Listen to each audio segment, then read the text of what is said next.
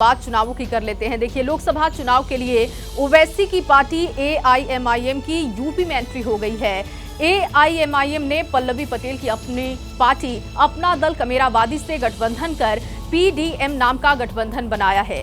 चर्चा है कि ये गठबंधन उत्तर प्रदेश में 35 से ज्यादा सीटों पर चुनाव लड़ने की तैयारी में है।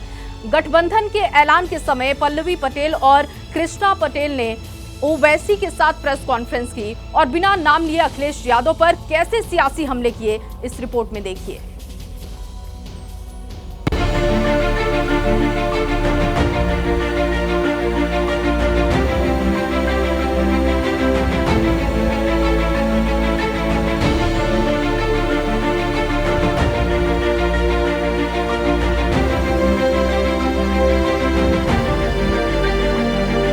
हमको दे दो 5 ग्राम और रख लो बाकी अपनी जमीन तमाम, और इनके खिलाफ मिलकर लड़ते हैं। हमने हमेशा इस सिद्धांत के साथ लड़ाई लड़ी, लेकिन अगर आप सुई की नोक बराबर भी जमीन नहीं देना चाहेंगे किसी के स्थायित्व, किसी की भागीदारी के लिए, तो फिर उस भी हठ धर्मिता का जो एक रिजल्ट था वो महाभारत था। और आज भी अगर आप भागीदारी नहीं देंगे तो हठ धर्मिता का रिजल्ट जो होगा वो महाभारत ही होगा।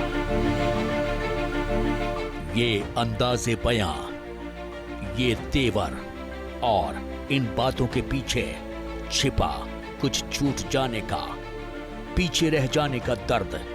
लखनऊ में जब पल्लवी पटेल और कृष्णा पटेल की अपना दल के असदुद्दीन ओवैसी की एआईएमआईएम, प्रेमचंद बिंद की प्रगतिशील मानव समाज पार्टी और बाबू रामपाल की राष्ट्रीय उदय पार्टी के साथ उत्तर प्रदेश में एक नया मोर्चा बना रही थी, उनके दिमाग में कई बातें थीं, आंखों में साफ कोई थी और दिल में गुबार था। लेकिन कहते हैं कि जब साथ में संबल हो तो गुबार बाहर आ ही जाता है।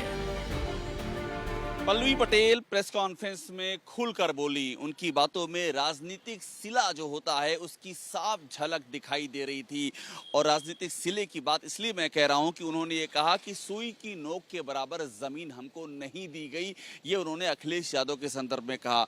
ये कहा कि हमने तो सिर्फ 5 गाँव मांगे थे। इसे यूँ समझिए कि पल्लवी पटेल ने कुछ सीटें मांगी थी, अपने उम्मीदवार खड़े किए थे, लेकिन अखिलेश यादव की ओर से उस पर सहमति नहीं व्यक्त की गई। इसी का वो हवाला दे रही थी।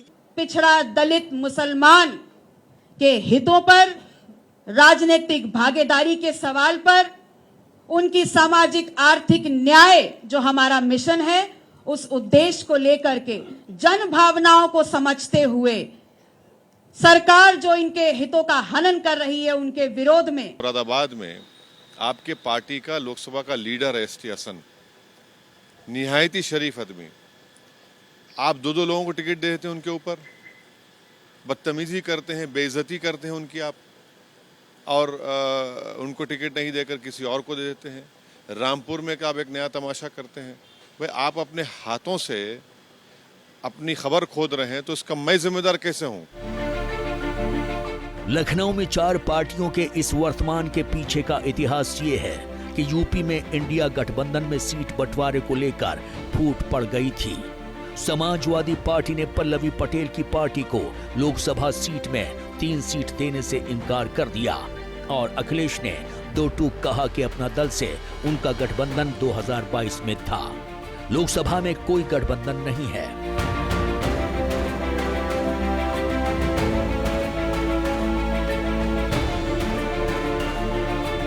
अपना दल ने मोर्चा लेते हुए तुरंत फुरत में 20 मार्च को पल्लवी पटेल ने फूलपुर, मिर्जापुर और कौशाम्बी लोकसभा सीटों पर चुनाव लड़ने का ऐलान कर दिया।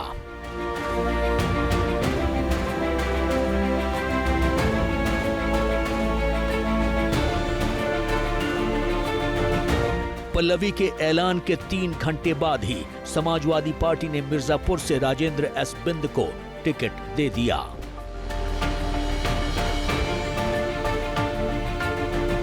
अपना दल ने 3 सीटों पर कांग्रेस का रुख जानने की भी कोशिश की, लेकिन वहां भी बेरुखी ही मिली। कांग्रेस से भी जवाब नहीं मिलने पर पल्लवी नए विकल्प की तलाश में जुट गई। पल्लवी पटेल ने पहले मायावती के साथ गठजोड़ की कोशिश भी की, लेकिन वहां भी उनके हाथ खाली ही रहे। दूसरी तरफ AIMIM अखिलेश यादव से यूपी में 5 सीट की मांग कर रही थी। पार्टी ने यह तक कह दिया था कि अगर उन्हें 5 सीट नहीं दी जाएंगी तो 25 सीट पर उम्मीदवार उतार देंगे, फिर बड़ा खेला हो जाएगा। और जब पल्लवी और ओवैसी दोनों को अखिलेश से उपेक्षा का सामना करना पड़ा, तब दोनों दल करीब आए और उत्तर प्रदेश में समाजवादी पार्टी के लिए नई मुश्किल खड़ी करने की तैयारी कर ली और यूपी में तीसरे मोर्चे PDM का ऐलान कर दिया। हालांकि कौन सी पार्टी कहां, कितनी सीट पर कितने उम्मीदवार उतारेगी, ये अभी भी साफ नहीं है। कितनी सीट्स पे लड़ेंगे वो हमारी बहन बताएगी आपको, हम लोग बताएंगे, फिक्र मत करिए आप। AIMIM ने 2017 में उत्तर प्रदेश चुनाव में कदम रखा था। तब पार्टी ने 38 सीटों पर चुनाव लड़ा था। हालांकि उसे किसी भी सीट पर जीत नसीब नहीं हुई थी। 2017 के विधानसभा चुनाव में ओवैसी की पार्टी का वोट प्रतिशत 0.24 था। पार्टी का सबसे अच्छा प्रदर्शन संभल में रहा। पार्टी उम्मीदवार जियाउर रहमान 59,336 वोटों के साथ तीसरे नंबर पर थे। ऐसे में AIMIM के पास चुनाव में खोने के लिए ज्यादा कुछ नहीं है, लेकिन अगर पार्टी अपने गठबंधन के साथ जीतती है तो मुसलमान और OBC वोट बैंक पर निर्भर समाजवादी पार्टी को उसका नुकसान उठाना पड़ सकता है। दूसरी तरफ का भी लोकसभा की चौखट नहीं पहुंच सकी अपना दल के को भी मुस्लिम गठजोड़ से फायदा पहुंच सकता है। बदली परिस्थितियों में ओवैसी भी खुद के लिए यूपी में सियासी उपज की उम्मीद देख रहे हैं, क्योंकि उत्तर प्रदेश में मुस्लिम आबादी 19% से ज्यादा है, लेकिन पश्चिमी यूपी में यह बढ़कर 26% हो जाती है। यूपी में 30% से ज्यादा मुस्लिम आबादी वाली लोकसभा की 21 सीटें हैं। 2019 लोकसभा चुनाव में मुसलमानों ने SP BSP के गठबंधन में 73%, कांग्रेस को 18% वोट दिए थे और इसी का फायदा लेने के लिए ओवैसी पल्लवी वाले गठबंधन ने PDA के A यानी अल्पसंख्यक को हटाकर PDM कर दिया। कि सामाजिक न्याय की लड़ाई बहुत पारदर्शिता के साथ लड़ी जानी चाहिए और PDM हमने इसलिए ये नारा दिया है क्योंकि कहीं ना कहीं अल्फाबेट A में कंफ्यूजन था। कभी वो आधी आबादी था, कभी वो अगड़ा था, कभी वो अल्पसंख्यक था, कभी आदिवासी हो गया और कभी जाते जाते ऑल हो गया। तो हमने कहा राजनीति में कंफ्यूजन नहीं होना चाहिए, पारदर्शिता होनी चाहिए। इसलिए उस एक के कंफ्यूजन को हटा करके हमने उनको जोड़ने का काम किया है जो वास्तविक रूप से इस देश में सामाजिक, आर्थिक और राजनीतिक शोषण का शिकार हैं। PDA और PDM नाम में ज्यादा फर्क नहीं है, एक ही जगह M हो गया है, लेकिन जब सियासी मायनों की बात करेंगे तो फर्क बहुत ही ज्यादा साफ हो जाता है। PDA यानी कि अखिलेश यादव का जो अभी तक का चुनावी नारा रहा है, पिछड़ा, दलित, अल्पसंख्यक, और PDM जो पल्लवी पटेल और असद ओवैसी के गठबंधन ने जो मूल मंत्र सियासत के सामने रखा है वो है पिछड़ा, दलित और मुसलमान। तो ये सीधा सा ये बताने की कोशिश है कि मुसलमानों के खैरख्वाह अखिलेश यादव नहीं है। मुस्लिम वोटों के लिए हो रहे गठजोड़ की खबर बीजेपी को भी है। भारतीय जनता पार्टी की तरफ से भी इस पर प्रतिक्रिया आई है। विपक्ष के आवाज उठाने ना उठाने से कोई फर्क नहीं पड़ता। मसला ये है कि आम मुसलमानों के दिलों में क्या है। आज हमारे देश का मुसलमान वो सजग है और जागरूक है। उसको मालूम है कि मुस्लिम समाज के लिए एजुकेशन जरूरी है, मुस्लिम समाज के लिए एम्प्लॉयमेंट जरूरी है, मुस्लिम समाज के लिए एम्पावरमेंट जरूरी है, और ये तमाम चीजें हमारी मोदी और योगी सरकार कर रही है। 15% वोट मुसलमानों का हमारे भारतीय जनता पार्टी को मिलेगा। बीजेपी से इतर असदुद्दीन ओवैसी ने उत्तर प्रदेश में अखिलेश यादव की टेंशन बढ़ाने की और बड़ी तैयारी की है। हैदराबाद के ओवैसी तो उत्तर प्रदेश में और बड़ा खेला करने की तैयारी में है। खबर है कि ओवैसी के उन सभी नेताओं से संपर्क की कोशिश में हैं जिन्हें ना एनडीए ने सहारा दिया और ना ही बीएसपी ने हाथी की सवारी कराई।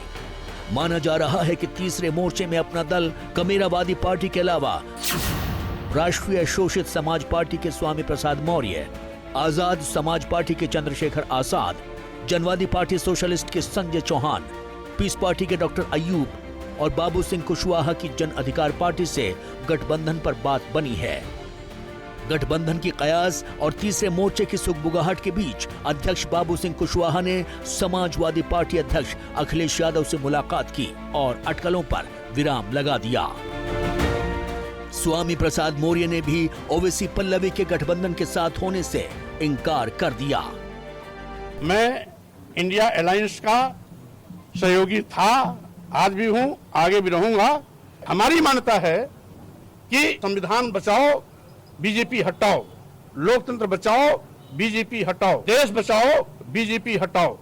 इसलिए हम इंडिया अलायंस को सशक्त बनाने की दिशा में पहले भी काम कर रहे थे, आज भी कर रहे हैं।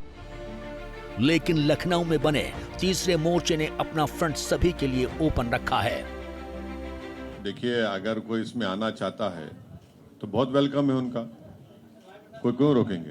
तो आना चाहता है तो वेलकम है उनका।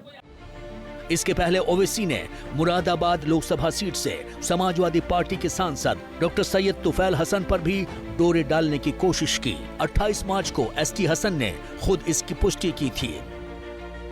उन्होंने पार्लियामेंट में मुझसे इस बात को कहा था कि आपको टिकट ये पार्टी नहीं देगी, और इस बात को भी कहा था कि मुस्लिम लीडरशिप ये पार्टी ख़त्म करना चाहती है। मैंने उनका हंसी मजाक में बात टाल दी थी। ओवैसी ने लखनऊ में भी एसटी हसन के लिए सॉफ्ट कॉर्नर रखा और प्रेस कॉन्फ्रेंस में 3 बार उनका जिक्र किया। मुरादाबाद में डॉक्टर एसटी हसन साहब उस पार्टी के लीडर थे लोकसभा में, और इतनी उनकी बेइज्जती की गई, इतनी बदतमीजी उनसे की गई। आप देख लीजिए फिर रामपुर में क्या हुआ। तो ये मिसालें कई हैं ना, तो इससे को तो इनकार नहीं कर सकता। यार हम नहीं कह रहे हैं बल्कि वो तो डॉक्टर साहब कह रहे हैं, रामपुर के उनके जिम्मेदार कह रहे हैं। ये हकीकत है, इसे कोई इनकार ही नहीं कर सकता। ओवैसी जानते हैं कि अखिलेश यादव नहीं चाहते कि मुस्लिम वोट बिखरे, इसलिए अखिलेश पर दबाव की रणनीति है। दूसरी तरफ ओवैसी 2017 और 2022 के विधानसभा चुनाव में भी अपने प्रत्याशी उतार मुसलमानों तक पहुंचने की कोशिश कर चुके हैं। ऐसे में ओवैसी और उनके गठबंधन के यूपी के सियासी अखाड़े में अपने दम पर उतरने पर जो भी नुकसान होगा वो एसपी कांग्रेस गठबंधन का ही होगा। जैसे ही घड़ी का काटा दोपहर 2:30 पे आए, बबीता जी का दिल सास बहू साजिश के लिए मचल जाए। और ये है इनकी बहू, पूरे दिन ऑफिस की टेंशन हो जाए गॉन जब ये करें अपना फेवरेट शो फ्री टाइम पे ऑन।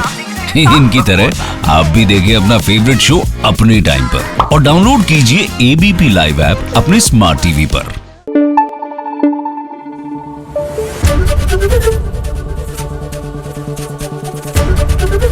एबीपी न्यूज आपको रखे आगे।